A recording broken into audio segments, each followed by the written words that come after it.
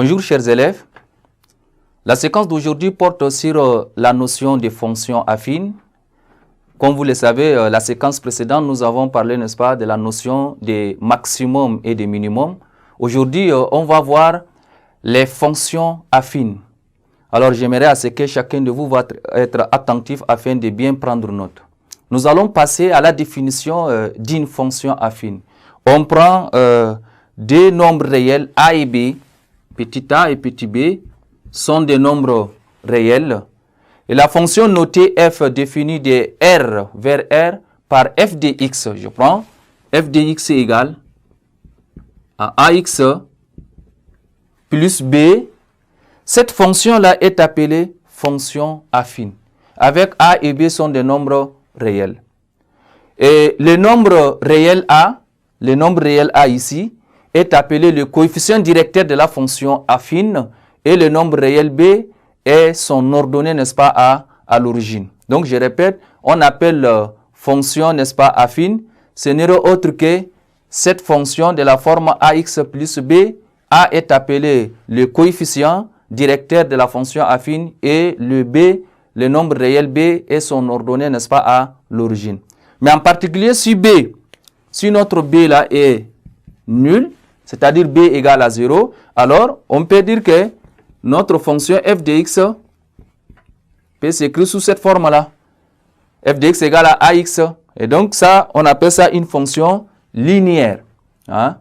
Voilà comment est-ce que vous pouvez définir ce que c'est une fonction affine. C'est toute fonction de la forme f de x égale à ax plus b est appelée la fonction affine. Avec a est appelé le coefficient directeur, n'est-ce pas, de la fonction affine.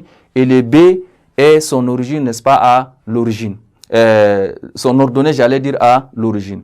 Eh bien, la variation d'une fonction affine, parce que nous avons déjà parlé sur la séquence précédente, la variation d'une manière générale d'une fonction. Et on peut aussi parler de la variation d'une fonction affine lorsque cette fonction f de x égale à ax plus b qu'on a appelé sa fonction affine. Alors, si on veut donner sa variation, si le a est strictement supérieur à 0, la fonction, la courbe de la fonction, cette fonction-là, elle est comment? F est, la fonction, elle est croissante. Hein? Ça veut dire qu'elle croît. Et si le a est strictement négatif, la fonction, elle est comment? Elle est décroissante. Elle est décroissante. Et dans le cas où le réel a est nul, dans ce cas, la fonction, elle est constante. Donc, la définition d'une fonction affine par intervalle, une fonction affine par intervalle, f est une fonction numérique d'une variable réelle dont l'ensemble, n'est-ce pas, de définition est la réunion d'intervalles sur chacun desquels f coïncide avec une fonction, n'est-ce pas, affine. Et lorsque sur chacun, n'est-ce pas, de ces intervalles, f coïncide avec une fonction constante, on dit que f est une fonction en escalier. Hein. On prend un exemple d'une fonction affine et on va étudier ensemble jusqu'à on va représenter sa courbe représentative. Sinon, d'une manière générale, la représentation graphique d'une fonction affine par intervalle est une réunion, n'est-ce pas, des segments ou des demi-droites. Quand vous représentez la courbe, n'est-ce pas, d'une fonction affine, vous allez trouver sous forme de réunion, n'est-ce pas, des segments ou bien des demi-droites.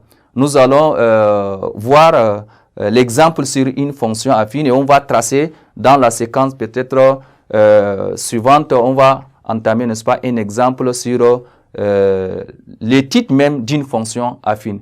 Voilà, chers élèves, ainsi prend fin la séquence, cette séquence et à la prochaine séquence.